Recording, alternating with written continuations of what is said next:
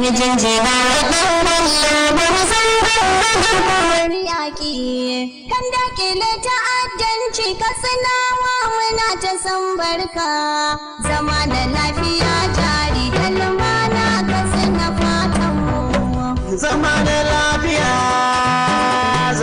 lafiya jari jihar mu shi muke guri mun yi shi ya fi alkairi tunda masu ta'addancin nan duk suna cikin mun san su mu baiwa jami'an tsaro haɗin kai domin a gano su cikin mu an ka haife su mun san gida nasu wasu mun san iyayensu amma muna ta shakunsu mu taimaka wa kanmu da gwamnati domin mu kai bayanansu ai mashina suke hawa a ina ne suke sayan fetur ga fitilu suna hankawa waya suke sayan batir magungunan da ke ishe su a daji ta ya ake harkar mun sani akwai bara gurbin cikin mu shi ya samu kewakar mu daina yin mu'amala da mutanen gadon mu bar shakkar komai ya zam cikin tsari in ba zama na lafiya ya za a yi arziki ya bunƙasa ga gonaki muna kallo amma an hana mu noma ga makarantu na 'ya'yanmu ba za su je wasu ma ga kasuwanni na ƙarshen mako ba za mu je wasu ma loko muke ta'ala ubangijin rasula kamar don tsaro jihar katsina al'umma su daina ku rashin zama na lafiya duk wani tsarin kwarai ya kan rusa in ba zama na lafiya ko noma sai ka gan shi an kasa inda zama na lafiya ko tafiya za ka ganta ta nisa ko da kasuwanci sai da limana ake da damar sa in ba zama na lafiya ko barci sai ka gan shi an kasa rashin zama na lafiya ka ga mutum ya guji iyalansa rashin zaman lumana ki saka ango ya bar amaryarsa rashin zama da lafiya ki saka dan filla da sandarsa rashin zama na lafiya ka ga mutum ya guji mahallinsa rashin zama na lafiya ki saka kalubale wurin mulki in ba zama na lafiya gwamnati ya za a yi ta yau aiki in ba zama na lafiya wannan na dagula salon mulki gwamnati ta yi tsarin aiki amma ta karkata yaki na yi kira ga al'umma cikin garuruwa na ku ba da taimako na ku zan kula da junan ku in kun yi bincike ku lura cike su hayan da 'ya'yanku su ne ke masu in koma da su ake ta yakar ku haɗa kan ku dangina ku kare martaba ta ku in kun ga bako a cikin ku ga jami'an tsaro na ku zam sanar da su filar duka ɓata gari a cikin ku birni gami da ƙauyuka kowa yana cikin shakka ba wanda ya wuce ɗauka ko da kana makwancinka mutuntina wa ɗan bello mun yaba ƙoƙarin gwamna don tausayinsa ya nuna gwamna ya kasa ya zauna halinsa baba mun auna tallatin mai jaya katsina waɗansu gaba nake waka don ka faɗakar da al'umma Allahumma ya roƙonka don sayyade habibinka kai ne ka ce mu roƙe ka duk masu hannuwa a ciki batu na kashe al'umma ko kwashe dukiyoyinsu ko garkuwa da matansu su ɓata rayuwa tasu duk mai halin bakin aiki irin na kashe al'umma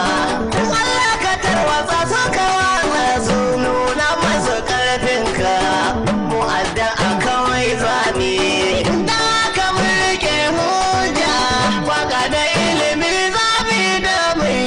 kokarin gwamna kowace ka ya Allah Ar-Rahmanu ya Allah Al-Muntakim ya Allah Al-Muzilli ya Allah ya Azizu ya Allah Sami'u du'a'i majiru rabbi karɓi amin Allah mijintina waɗanda lobar zan ba mana garkuwar yaƙi kada ke ta'addanci ka sanawa muna ta san barka zama da lafiya tare da lumana ka zina fatan mu mijintina waɗanda lobar zan ba mana garkuwar yaƙi kada ke ta'addanci ka sanawa muna ta san barka zama da lafiya jari da lumana ka zina fatan mu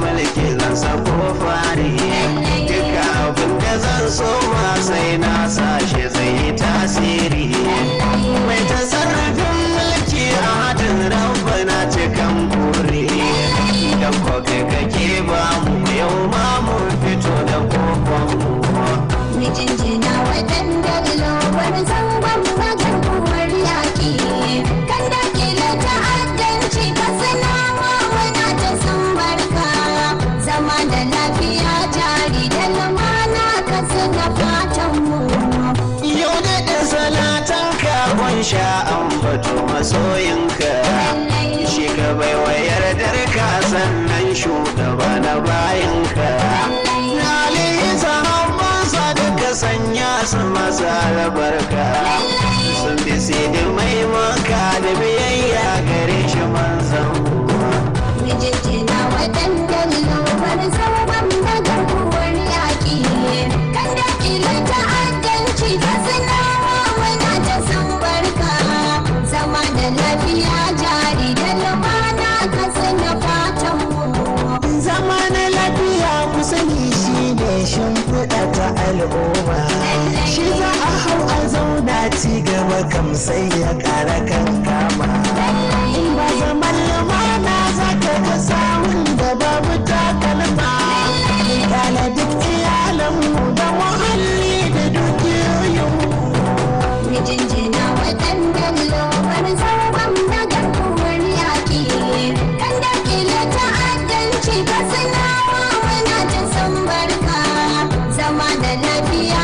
jari da lumana ka sana fatan mu idan suka zo wuri na komai suke so ba zan sayar ba na san abinci ko magani ba za su yi in ba da shi ba sannan abin hawan su in babu fetur ba za su hau ba in na hana su kai ka hana su komai ba za su yau ba daji babu abin masarufi in ban mu ba su shi ba da za su nema a ce masu ba da ba za su sake kawo hari ba mijinjina waɗanda lobar zangon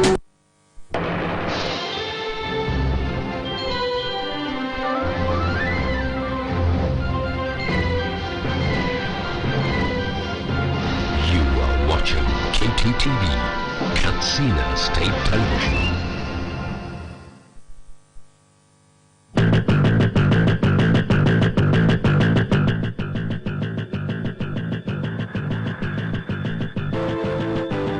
The third phase of COVID-19 palliatives. Governor's wife calls for more support to BBA patient, physically challenged persons. Katsina State Radio to partner local government to promote peace.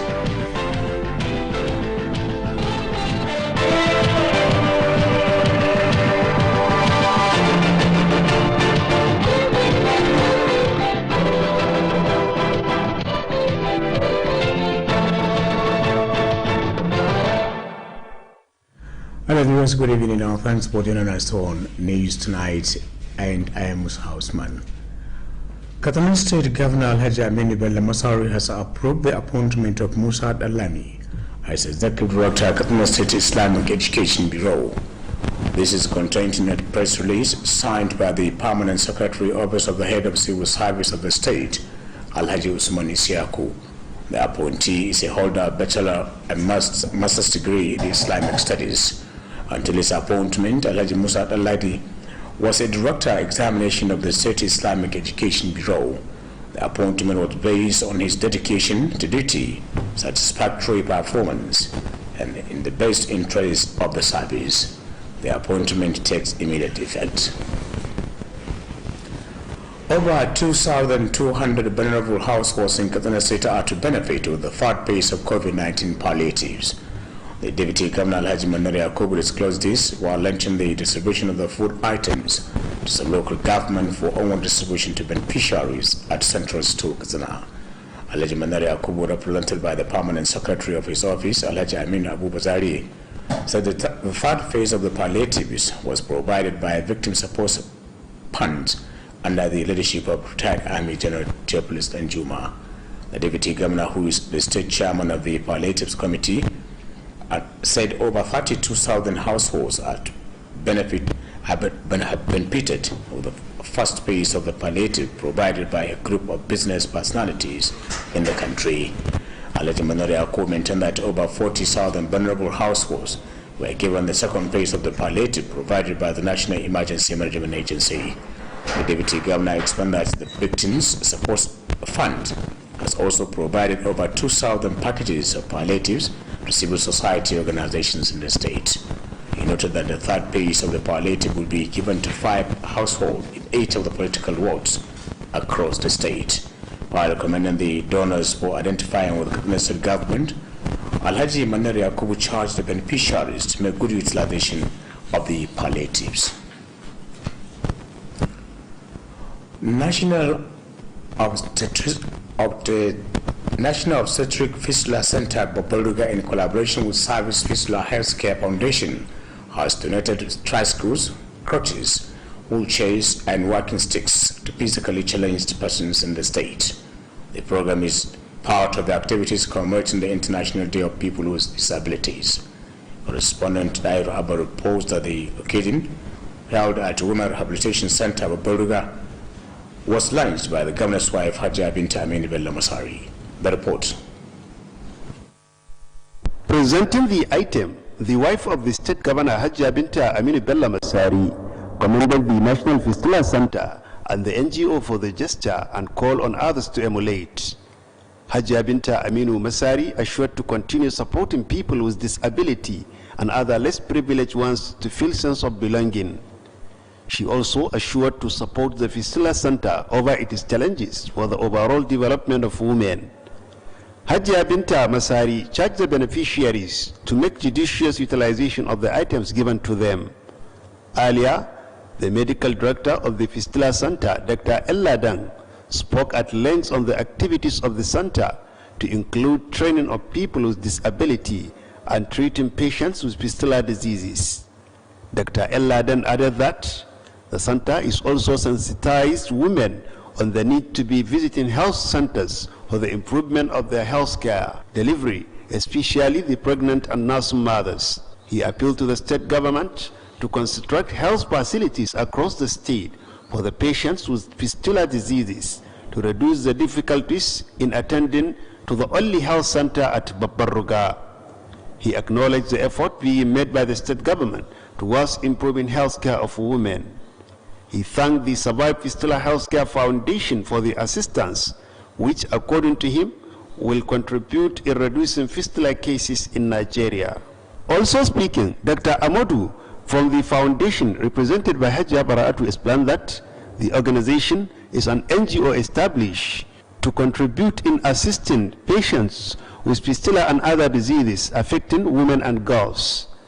Dr. Amadou added that the foundation also organized sensitization campaign to create awareness on the danger of fistula and other women-related diseases. He said the foundation has trained the beneficiaries on various empowerment programs to become self-reliant. Dahiru Abba are reporting for KTTV News. The General Manager of Katsina State Radio, Alhaji Sani Balakaboma, has assured to continue partnering with the local government to move the state to the next level. From Toa General Correspondent Limatani Marapa reports that the General Manager gave the assurance when he visited Funtua Local Government Secretariat. The General Manager, Alhaji Sani Balakaboma, said the visit was meant to cement the existing cordial relationship between the station and Funtua Local Government for more development. Alhaji Sani Balakaboma added that the state radio has improved its services through the introduction of modern method of disseminating information for the betterment of the people. He explained that the state radio introduced various programs aimed at educating, enlightening, and entertaining the public. The General Manager appealed to Funtua Local Council to continue supporting the zonal correspondents to enable them cover government affairs adequately across the nooks and crannies of the area. Responding, the head of local government administration, Alhaji Umar Soho Mustafa, represented by the Director of Personnel, Alhaji Yusuf, thanked the General Manager of the state radio about the visit and assured of more support and partnership with the station. Traders in Katsina Metropolis have commended the federal government over the reopening of some land borders in the country. Correspondent Ahmed Mukhtar Usman, who visited the Katsina Central Market, sampled the opinion of some traders over the development. The report. The opening of some land borders is sequel to the earlier promise made by the federal government in the first 3 weeks that the land borders in the country will be opened. The land borders opened are served as a pilot for the proposed opening of the whole borders across the country at the end of December this year. The borders opened currently are that of Maigatari and Ilela in the northwest, Semi border southwest, and Pan border in the south-south. However, the importation of rice, poultry, and some specified product is still prohibited. A cross-section of traders at Katsina Central Market expressed their view over the opening of the land borders by the government. And maybe our market will even be exchanging from the foreign market and to our own Nigerian market. We are happy about that. That's my only comment. The traders expressed optimism that the opening of the borders will greatly assist in boosting the country's economy. They also appealed to the federal government to ease the process of clearing of products before getting access to the country and to subsidize the rates being charged. The traders assured that they are ready to pay the money being charged as a measure to contribute in boosting tax in the country. Ahmad Mukhtar Usman, reporting for KTTV News. The Katsina and Zamfara State Office of the Port Health Services said all is set to commence operations ahead of the federal government move to reopen the line's borders. The state coordinator of the Port Services, Alhaji Lawal Atalenja, confirmed this while briefing newsmen on the activities of the unit. According to him, the staff of the unit are working tirelessly to ensure that all those coming into Nigeria and going out are in good health condition. Alhaji Lawal Atalenja stated that the Port Health Services is a unit of the federal government Ministry of Health mandated to ensure that all people coming and going out of Nigeria through land borders are in good health conditions. He said that the staff of the unit has played a vital role in the fight against the spread of coronavirus, especially at the land borders. The coordinator appreciated the support and assistance they are receiving from the state government and called for more to achieve the set objectives. Alhaji Lawal Atadora also commended the State Minister of Health for training the staff of the Port Health Services unit in the state on preventive measures of coronavirus. A Katsina-based NGO, Noor Khalil Foundation, in collaboration with 21st Century HB, has organized 2-week entrepreneurship training to over 200 women and youths. The training is being conducted at PLBC Conference Hall in Katsina metropolis. Details of the report are presented from our studio. The beneficiaries were selected from various local government areas across the state. During the entrepreneurship training, the beneficiaries were taught on pomade and shoemaking, catering, tailoring, make-up, as well as fashion design, among others. Speaking at the occasion, the chairperson of the NGO, Hajia Farida Barrow, said the gesture was meant to complement government efforts of empowering youth and women to become self-reliant. Hajia Farida Barrow, represented by Hajia Zainab Sawidi, noted with satisfaction the commitment of the facilitators toward imparting sound skill acquisition to the beneficiaries. The chairperson said the Nura Khalil Foundation was established to assist orphans and other vulnerables in the society to feel a sense of belonging. According to Hajia Farida Barrow, upon completion of the training, the beneficiaries will be given a capital to start up business. The chairperson assured the NGO's commitment to introduce more programs aimed at empowering women and youth to become useful members of the society. Hajia Farida Barrow recalled that the Nura Khalil Foundation had initiated various programs with the objectives of assisting orphans and other less privileged in the society. In their support remarks, some of the stakeholders, to include Alhaji Abdul Radda, Abdul A. Funtua, and Hajia Aisha, spoke on the relevance of the entrepreneurship training towards improving the socio-economic well-being of youth and women. They commended the chairperson of the NGO, Hajia Farida Barrow, for the humanitarian services and called on other NGOs to emulate.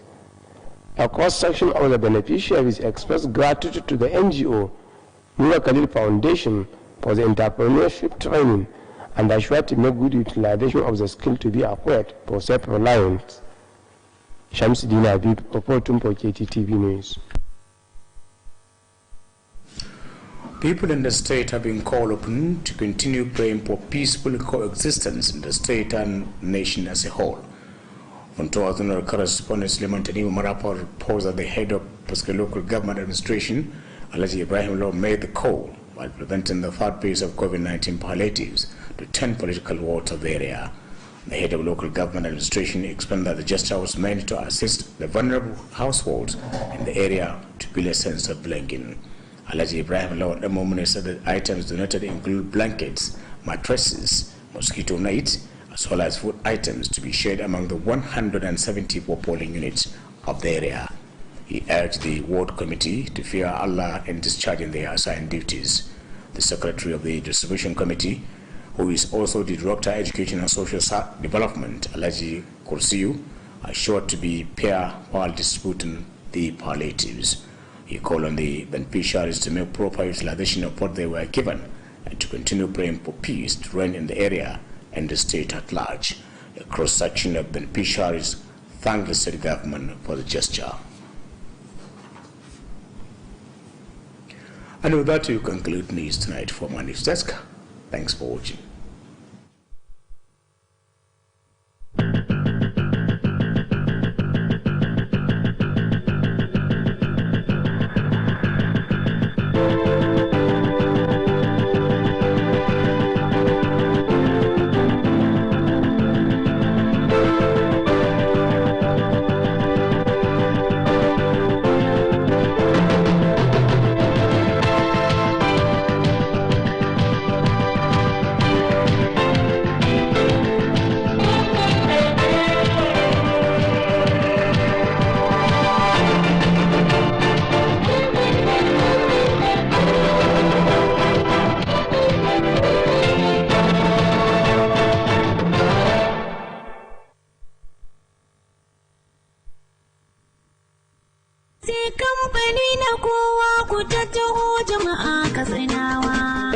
Abokin hudda mai daɗi a Music Benches na Alhaji Musa Ibrahim Kyamte da ke kasuwar Santara nan Katsina. Kwararru a harkar kayan masarufi, kayan abinci da lemukan alfarma kala-kala, shinkafa, siga, fulawa, madara ta ruwa da ta gari, spaghetti, indomie, garin rogo, biskit, ganyen shayi, sabulai na wanka da na wanki da sauran nau'in kayan abinci. A Music Benches na ƙara godiya ga abokan shimfiɗa musamman ma'aikatan federal gamma, ma'aikatan jiha da na ƙananan hukumomi da daidaikun al'umma.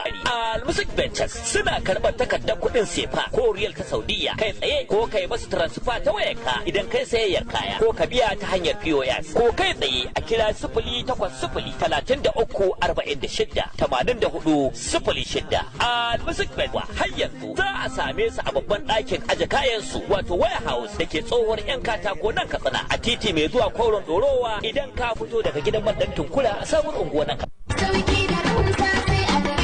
Greenhouse Katsina cibiyar kasuwanci mai tafiya daidai da zamani, an kawo atamfofi manya da ƙanana ga lesussuka da material akwai kuma shadda trouser ga bangaren jukkuna da takalma na mata da na maza, akwatunan turoli, kayan yara 'yan kanti, takalman mata manya da ƙanana, akwai kuma dogayen riguna na mata 'yan kwalisa, akwai shagon waya salula da kayanta, nau'in wayoyin android da masu malatsai na zamani, ga kuma bangaren kayan ɗinki sayan ɗaya ko sari, nau'in zarurruka da zub akwai kuma zaren ulu da mata masu aikin saka. Mu leƙa bangaren kayan kicin za ku ga kuloli da plate da duk wani nau'in kayan kicin ana saidawa. Akwai bangaren awarwaro 'yan kunna da sarka, ga kuma bangaren kayan kamshi nau'i kala-kala. Greenhouse Katsina sun kuma kawo kayan electronics, za ku samu manya da ƙananan fridge ga kuma TV plasma generators da fankoki masu ɗaukar caji. Greenhouse Katsina suna nan a titin IBB daura da tsohuwar information daga tsallaken yamma a nan birnin Katsina.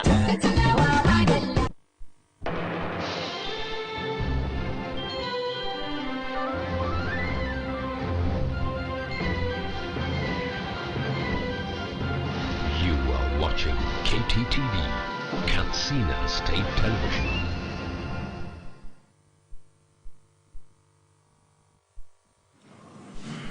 Mai girma sarkin sulubawan Katsina hakimin kaita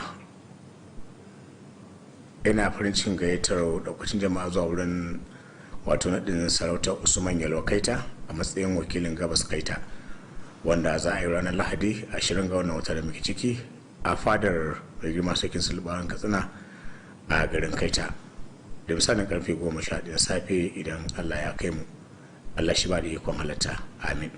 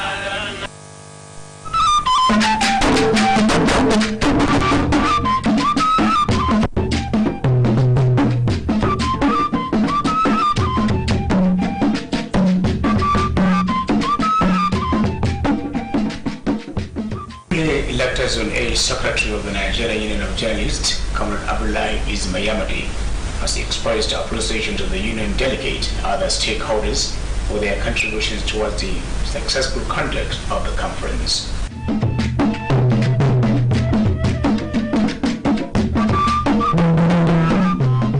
Sunana Musa Usman, ku kasance da gidan talabijin jihar Katsina KTTV domin kallon ƙayatattun shirye-shirye.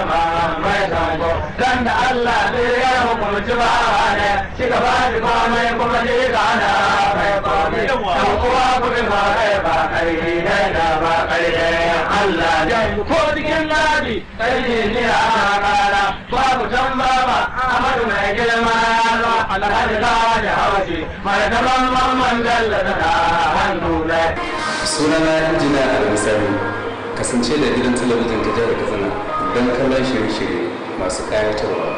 Mu zauna lafiya al'ummar Najeriya baki daya. Kiran da nake mana jama'a mu zauna lafiya da juna. You are watching KTTV, Katsina State Television.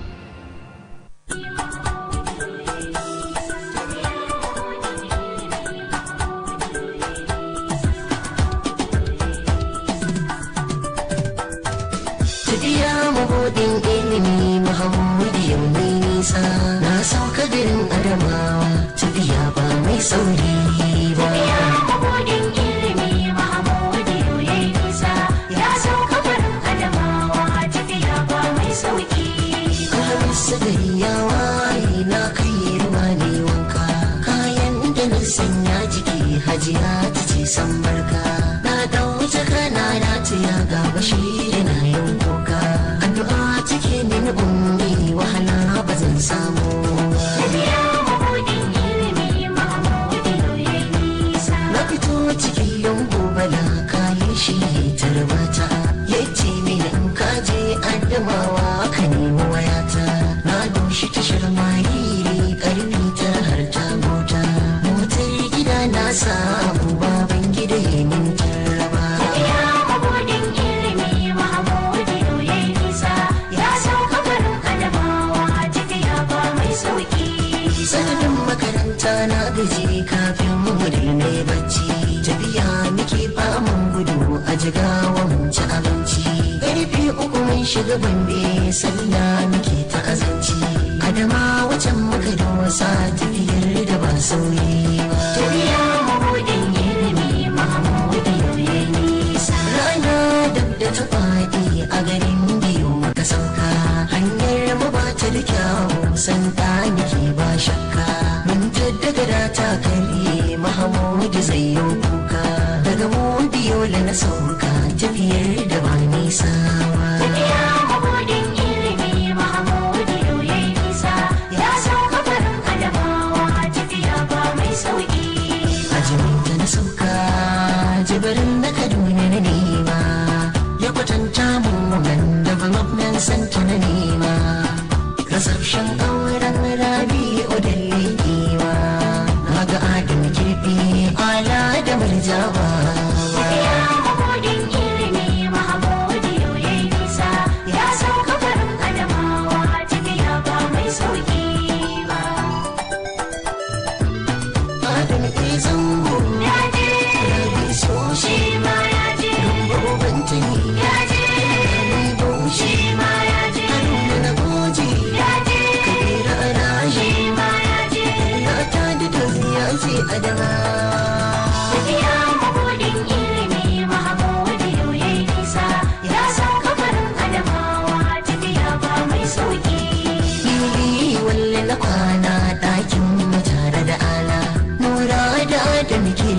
sun sani na yin kwalla. Ala akwai surutu gashi dare ya zala. Wannan jama'a sun takura mun basu bar ni mai bacci ba. Tafiya mabudin ilimi Mahamudu yayi nisa. Juma'a gari ya waye lani da sinima mun je. Na hango Adam Zango a rawa yana ta garaji. An kira Amina Ala har marja ta ji sun ji. Na yi tattausin lafazi amma da ban yi rawa ba. Tafiya mabudin ilimi Mahamudu yayi nisa. Ya sauka garin Adamawa tafiya ba mai sauki. Adamawa na ga karamci tilas na da uwa ne. Abinci safe da rana uwa ni ce mai bani. Sakan diga da basisi da maruruma ta bani. Godiyar mini da ala Aisha ba madina ba. Juma'a da daddare mun je da ba da sakwaya kudiyo ne. An goda amarya sun shigo garawa ana ta yakini. Ranar asabar da safiya na haɗa kayana ne. Mun je mu garin jasama da bayan daura aure babba.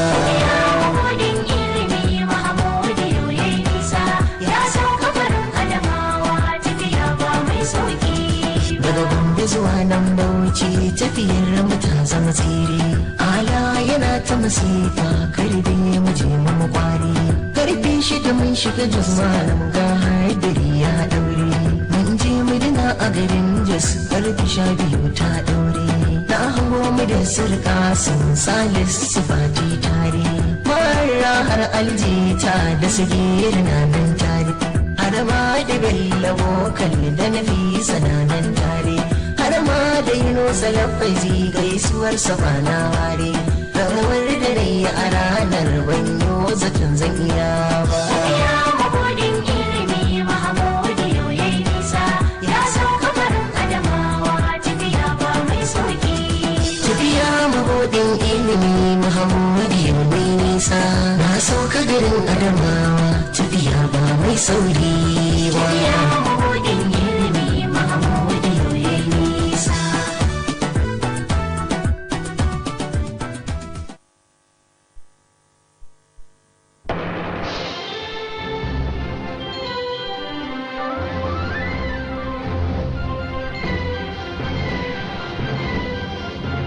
You are watching KTTV, Katsina State Television.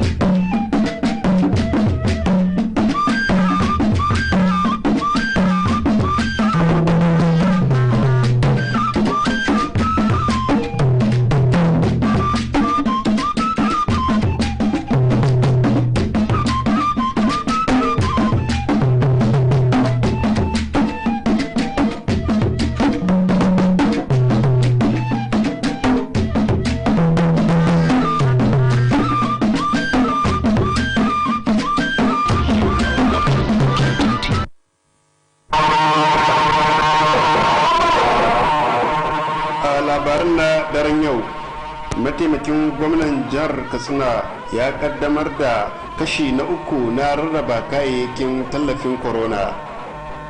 Uwar gidan gwamnan jihar katsina ta yi kira da karin tallafi ga masu fama da yoyon hitsari da kuma masu bukata ta musamman. Gidan rediyon jihar katsina zai hada gwiwa da kananan hukumomi domin ci gaban zaman lafiya.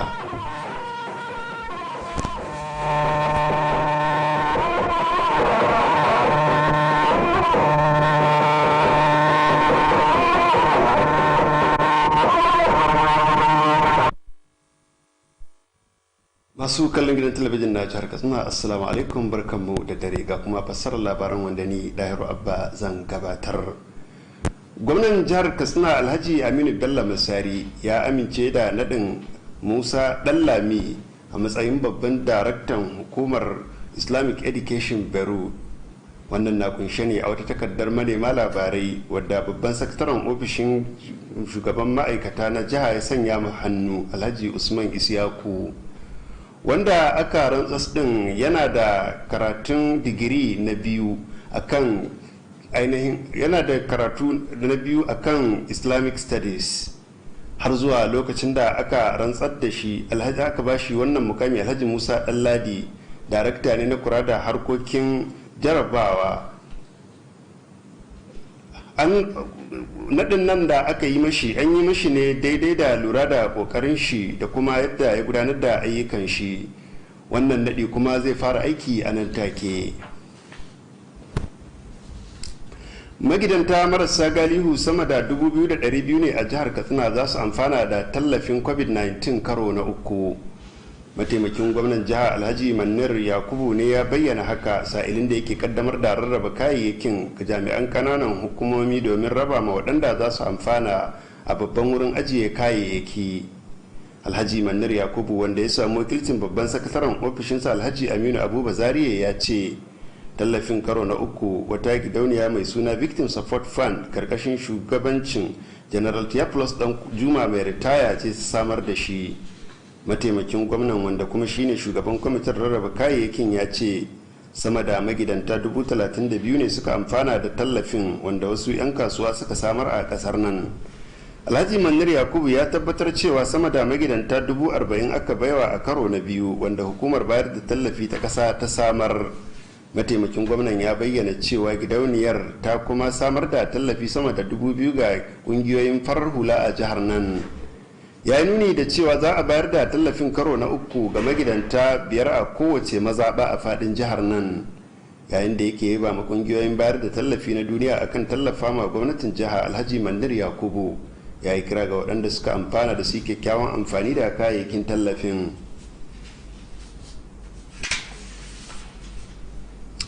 Cibiyar kula da masu cutar yoyon fitsari da ke babbar riga haɗin gwiwa da gidauniyar Survive Fistula Healthcare Foundation sun bayar da tallafin kekunan guragu da sandunan guragu ga masu bukata ta musamman a nan jihar. Shirin wani bangare ne na aikace-aikacen kungiyar domin bikin ranar mutane masu bukata ta musamman. Wakilinmu ya ba mu rahoton cewa taron, wanda ya gudana a cibiyar koyar da mata sana'o'i, uwar gidan gwamnan jiha Hajiya Binta Aminu Bello Masari ce ta kaddamar da shi. Ga kuma rahoton da ya haɗa mana. Da take mika kayayyakin, uwar gidan gwamnan jihar Bello Masari ta yaba ma cibiyar kula da lafiyar masu fama da yoyon fitsari da kuma kungiyar wadda ba ta gwamnati ba akan wannan karamcin, sannan ta yi kira ga sauran kungiyoyi da su yi koyi da haka. Hajiya Binta Aminu Bello Masari ta bayar da tabbacin ci gaba da tallafa ma mutane masu bukata ta musamman da sauran marasa galihu domin su ji cewa ana damawa da su. Ta kuma bayar da tabbacin tallafa ma cibiyar da ke kula da masu yoyon hitsari akan kalubalen da take fuskanta domin ci gaban mata. Hajiya Binta Masari ta yi kira ga waɗanda suka amfana da su kyakkyawan amfani da abubuwan da aka ba su. Tun da farko shugaban cibiyar da ke kula da masu yoyon fitsari Dr. El Ladan ya yi bayani mai tsawo akan aikace-aikacen cibiyar, wanda ya hada da horar da mutane masu bukata ta musamman da kuma kula da masu fama da cutar yoyon fitsari. Dr. El Ladan ya kara da cewa cibiyar na kuma wayar da kan mata akan bukatar da ke akwai gare su na su rika halartar cibiyoyin kula da lafiya domin inganta lafiyarsu, musamman mata masu ciki da kuma masu shayarwa. Ya yi roƙo ga gwamnatin jiha da ta gina cibiyoyin kula da lafiya a faɗin jihar nan domin duba mata masu fama da cutar yoyon fitsari, domin rage wahalhalun da suke fuskanta wajen halartar cibiyar kula da lafiya ta masu fama da cutar yoyon fitsari da ke babbar riga. Ya kuma yaba da kokarin da gwamnatin jiha ta yi wajen inganta lafiyar mata. Haka kuma ya gode ma gidauniyar akan tallafin da ta bayar, wanda kamar yadda ya ce ko shakka babu zai taimaka wajen rage matsalolin mata masu yoyon fitsari da ake samu a ƙasar nan. Shi ma da yake jawabi Dr. Amadu daga cibiyar bayar da tallafin wanda ya sami wakilcin Hajiya Bara'atu ya bayyana cewa kungiya ce wadda ba ta gwamnati ba, wadda aka kafa ta da manufar tallafa ma mata masu yoyon fitsari da sauran matsaloli na rashin lafiya da ke fuskantar mata da kuma 'yan mata. Dr. Amadu ya kara da cewa cibiyar tana kuma shirya gangamin wayar da kai domin wayar ma mutane kai akan hadarin da ke tattare da cutar yoyon fitsari da sauran cututtuka da suka shafi mata. Haka kuma ya bayyana cewa cibiyar ta horar da waɗanda suka amfana akan sana'o'i daban-daban domin su zama masu dogaro da kai. Ƙarshen rahoton kenan. Dahiru Abba. Shugaban gidan rediyo na jihar Katsina Alhaji Sani Bala Kabomo ya bayar da tabbacin hada hannu da kananan hukumomi domin ciyar da jihar nan mataki na gaba. Wakilin mu na shiyar Funtuwa Suleiman Tanimu Marafa ya ba mu rahoton cewa shugaban gidan rediyon ya ba da tabbacin ne lokacin da ya ziyarci sakatariyar karamar hukumar Funtuwa. Shugaban gidan rediyon Alhaji Sani Bala Kabomo ya ce ziyarar na da nufin karfafa dangantakar da ke tsakanin tashar da karamar hukumar Funtuwa domin kare ci gaba. Alhaji Sani Bala Kabomo ya kara da cewa tashar rediyon ta inganta tsarin watsa labaranta da sauran shirye-shirye domin jin daɗin al'umma. Ya bayyana cewa tashar tana gabatar da shirye-shirye da ke da manufar wayar da kan jama'a da ilmantar da su. Shugaban ya yi roƙo ga karamar hukumar Funtuwa da ta ci gaba da tallafa ma wakilansu na shiyar domin ba su dama su karaɗe dukkan harkokin gwamnati a faɗin yankin. Da yake mai da jawabi shugaban mulkin karamar hukumar Alhaji Umar Tsoho Mustapha wanda ya samu wakilcin daraktan da ke kula da ma'aikata Alhaji Yusuf Umar ya gode ma shugaban gidan rediyon akan ziyarar, sannan ya bayar da tabbacin ƙarin tallafi da kuma haɗa gwiwa da tashar. 'Yan kasuwa a nan cikin birnin Katsina sun yaba ma gwamnatin tarayya akan buɗe wasu daga cikin iyakokinta na ƙasa a ƙasar nan. Wakilinmu Ahmad Muktar Usman wanda ya ziyarci babbar kasuwar Katsina ya ji ra'ayoyin wasu daga 'yan kasuwa akan yunkurin, ga kuma rahoton da ya haɗa mana.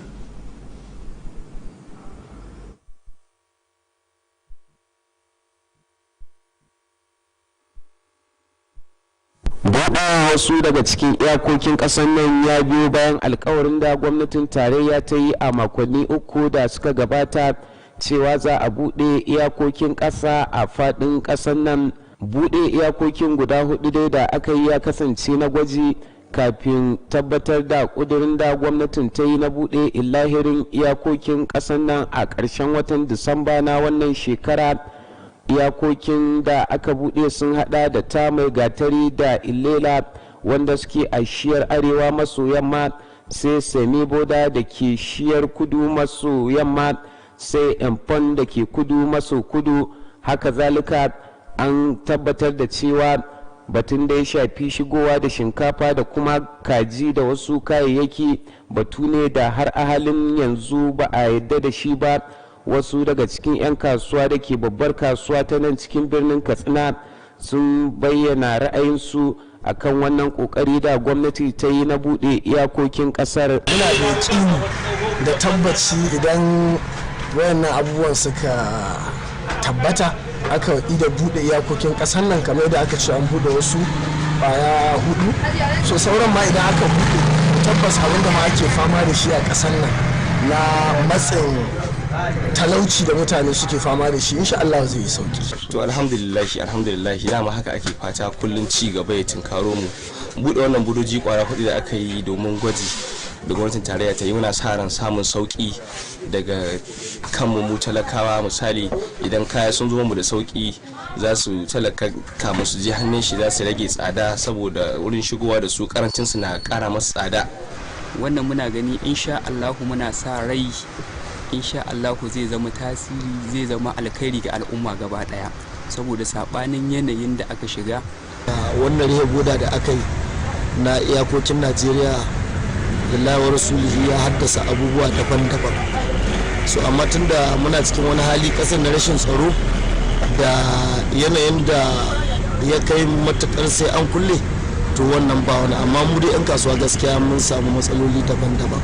yanzu kuma buɗewar da aka yi in Allah da akwai kayayyaki da dama wanda in suka shigo kasai to abubuwa za su ɗanyi sauki al'umma su samu sauƙin rayuwa.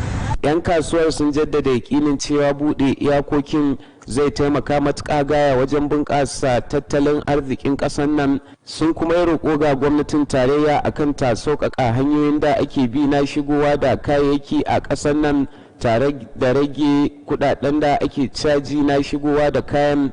'Yan kasuwar sun sha alwashin cewa a shirye suke su biya kuɗaɗen da ake caji na shigowa da kayayyaki a matsayin wani mataki na bunƙasa samar da kuɗin shiga a ƙasar nan.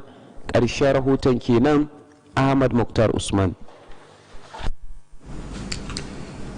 Ofishin gwamnatocin Katsina da Zamfara na bangaren kula da lafiya sun shirya tsaf domin fara aikace-aikacensu gabanin yunkurin gwamnatin tarayya na sake bude iyakokin kasar nan da ƙasa. Jami'in hukumar Alhaji Lawal Atta Danja ya tabbatar da haka sa'ilin da yake ganawa da manema labarai. Kamar yadda ya bayyana, ma'aikatan ofishin na aiki ba gajiyawa domin tabbatar da cewa waɗanda ke shigowa ƙasar nan da kuma fita lafiya lau suke. Alhaji Lawal Atta Danja ya bayyana cewa bangaren kula da lafiyar wani sashe ne na ma'aikatar gwamnatin tarayya da ke da alhakin tabbatar da cewa mutanen da ke shigowa da fita a iyakokin ƙasar nan na cikin ƙoshin lafiya. Ya kuma ce ma'aikatansu na taka muhimmiyar rawa wajen yaƙi da cutar coronavirus musamman a bakin iyakoki. Jami'in ya nuna jin daɗi akan gudunmuwar da kuma tallafin da suke samu daga gwamnatin jiha, sannan ya yi kira da a dore da haka. Alhaji Lawal Atta Danja ya kuma yaba ma gwamnatin jihar Katsina akan horar da ma'aikatan kula da lafiyar da kuma matakan da ake ɗauka na kariya daga cutar coronavirus. Wata kungiyar da ba ta gwamnati ba mai suna Nura Khalil Foundation haɗin gwiwa da 21st Century Hope sun shirya taron horarwa na mako biyu ga mata da matasa. Taron horarwar an gudanar da shi ne a ɗakin taro na ɗakin karatu na PLBC. Ga kuma cikakken rahoton. Malam ta wannan taron sati biyu ne kungiyar ta shiga sun fito daga sassa daban-daban na faɗin jihar Katsina. A lokacin wannan taron horo, ma'aikatan mata da matasa an koya musu yadda za su gudanar da gyaran takalma don za su haɗa takalmi da kuma yadda za su yi kwalliya da yin ɗinki gami da sanwace-sanwacen abubuwa daban-daban da kuma yadda za a haɗa kyale-kyale da dai sauransu. Da take jawabi a lokacin wannan taro, shugaban wannan kungiya Jafari da Baba ta bayyana cewa wannan kamci na da manufar tallafa ma kokarin gwamnati wajen inganta rayuwar mata da matasa domin su kasance masu dogaro da kansu. Hajiya Fari da Baba wadda ta samu wakilcin Hajiya Zainab Saudi ta nuna ga musa bisa ga 'yan kokari na mutanen da suke ba da wannan horo akan 'yan kokarin da suke na ba matasan horo daban-daban domin su kasance masu koyon sana'o'i domin su amfana da abubuwan da ake koya musu. Shugaban wannan kungiya ta bayyana cewa wannan gidauniya ta Nura Khalil Foundation an kafa ta ne da manufar tallafawa marayu da sauran marasa ƙarfi a cikin al'umma domin su masu san ana damawa da su. Kamar yadda ta bayyana cewa idan aka kammala wannan taron horo za a ba malata wannan taro wani tallafi na kuɗi domin su je su ci gaba da gudanar da harkokin sana'o'i domin su zama masu dogaro da kansu. Ta kuma ba da tabbacin cewa wannan kungiya ci gaba da kirkiro shirye-shirye dama da suke da manufar inganta rayuwar mata da matasa domin su zama masu amfani a cikin al'umma. Hajiya Faru da Bauta tana cewa wannan gidauniya ta Nura Khalil ta kirkiro da shirye-shirye dama da suke da manufar tallafawa marayu da sauran marasa ƙarfi a cikin al'umma. A jawabansu daban-daban Alhaji Abdu Wadda da kuma Abdu A Funtuwa gami da Hajiya Aisha dukkanin sun magana kan muhimmancin wannan horo da aka kiwa mata da matasan sana'o'i wajen inganta rayuwar su domin su kasance masu dogaro da kansu. Sun gode ma shugaban wannan kungiya Hajiya Fari da Bawa bisa ga kokarin da take na kawo ci gaba da kuma ayyukan jin kai take da dama inda suka kira ga sauran kungiyoyi da su koyi da ita. Wasu daga cikin suka amfana da wannan horo suka gode ma wannan kungiya bisa ga wannan horo da ta basu inda suka ba da tabbacin kyakkyawan amfani da ilimin da za su samu a lokacin wannan taron horo domin su tsunduma cikin harkokin sana'o'i domin dogaro da kai. Karshen rahoton kenan Shamsu Dinabi.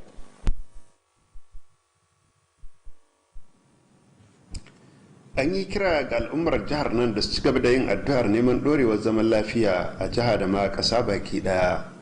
Wakilin mu na shiyar Funtuwa Suleiman Tanimu Marafa ya bamu rahoton cewa shugaban mulkin karamar hukumar Faskari Alhaji Ibrahim Lawal Dan Mumini ne ya yi wannan kiran sa'ilin da yake bayar da tallafin COVID-19 kashi na 3 ga mazaɓu 10 da ke yankin. Shugaban mulkin karamar hukumar ya bayyana cewa karamcin na da manufar tallafa ma marasa galihu da ke yankin domin su ji cewa ana damawa da su. Alhaji Ibrahim Lawal dan Mumini ya ce kayan da aka bayar tallafi sun hada da mayafai, katifu, gidan sauro da kuma kayan abinci domin rarrabawa ga mazabu. Ya buƙaci kwamitocin da ke raban kayayyakin da su zama masu adalci wajen gudanar da ayyukansu. Sakataren kwamitin raba kayayyakin wanda kuma shine daraktan ilimi da na jin daɗi jama'a Alhaji Kurshiyu Salisu sun tabbatar da yin gaskiya wajen raba kayayyakin. Ya kuma yi kira ga waɗanda suka amfana da su yi kyakkyawan amfani da kayayyakin da aka ba su kuma ci gaba da yin addu'ar ɗorewar zaman lafiya a yankin da ma jihar nan da ƙasa baki ɗaya. Wasu daga cikin waɗanda suka amfana sun gode ma gwamnatin jiha akan karamcin. Masu kallon mu iyakacin abin da za mu iya kamo kenan a labarin namu na daren yau. Mu kwana lafiya, Allah ya ba mu alherinsa, amin.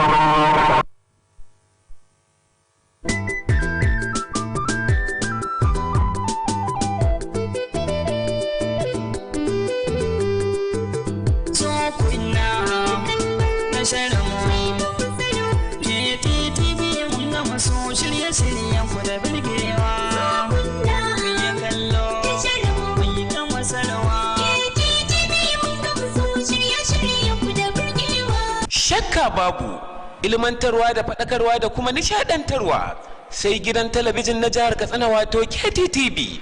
Ku ci gaba da kasancewa da mu. KTTV mun gama so shirye-shiryen ku da birgewa. Mun yi kallo, mun yi kan wasarwa. KTTV mun gama so shirye-shiryen ku da birgewa.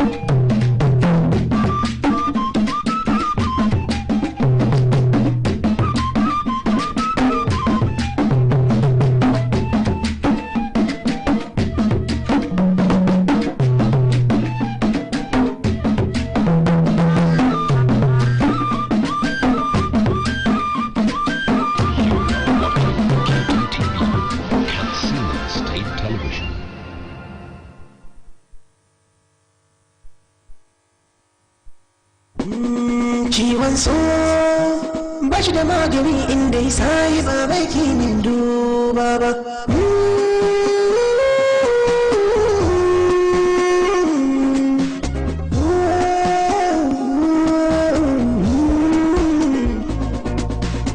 Ciwon zuciya da sauraki yake gurin kwana, baby taimaka mini ki fitar da ni rana.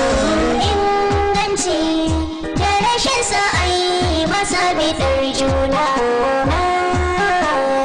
dole ne da juna mai kwana. Ciwon zuciya da sauraki yake gurin kwana, baby taimaka mini ki fitar da ni rana.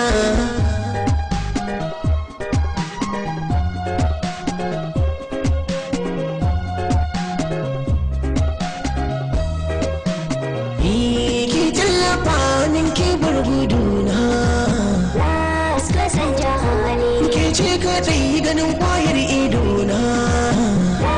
kasan jahali In kin guje mini ya zan da raina, ina zan sa zuciya ta ta kwana. Yin sani ɗanɗanon zama zaki yake nuni, laushi daga jin ɗumin sa tilas ya yi kuna.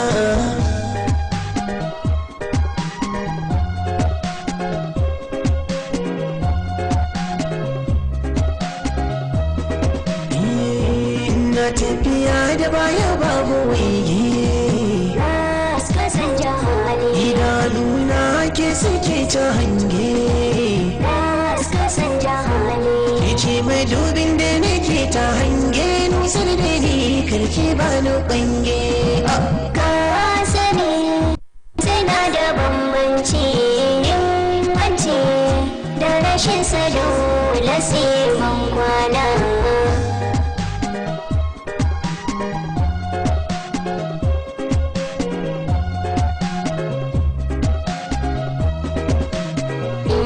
Ka taimaka min ka daina bina, halin ka shi ne abin guduna.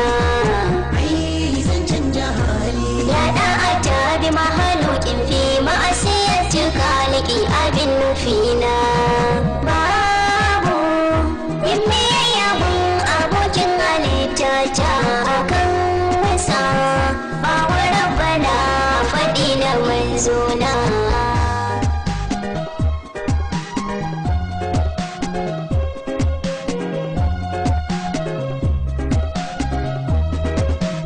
Allah Allah astaghfirullah, Ban yafe kura-kurai mun tuba, astaghfirullah. ban yafe kura-kurai mun tuba.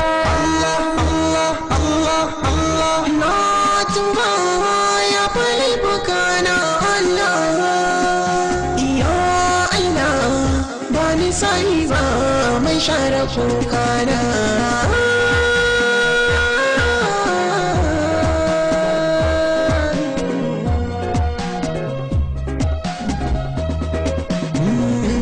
Ki tallafa min na zo da koko, kasan jahali kin san cikin zuciya da kogo. kasan jahali Kauna da san kike yi ne ungo, na samu lokacin duban agogo. Sallah zan yi kokarin yi in lokaci yayi, ke ce lokacin gadin duban agogo na.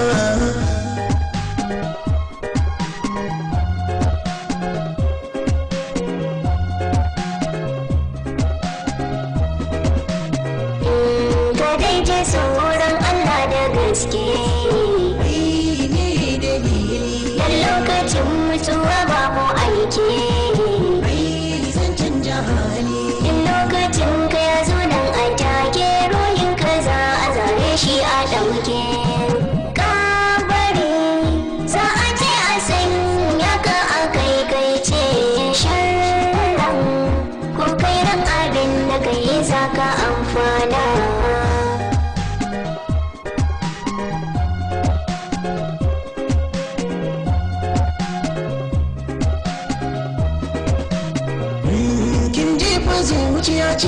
hasashe kasan jahali halaye na maras kyau zan yi rushe kasan jahali auren mini da ke nake hasashe zaman mu babu wanda zai yi kushe ke ce haske a gare ni na gani da inganci buri na yarda da ni mu haɗa gudun kwana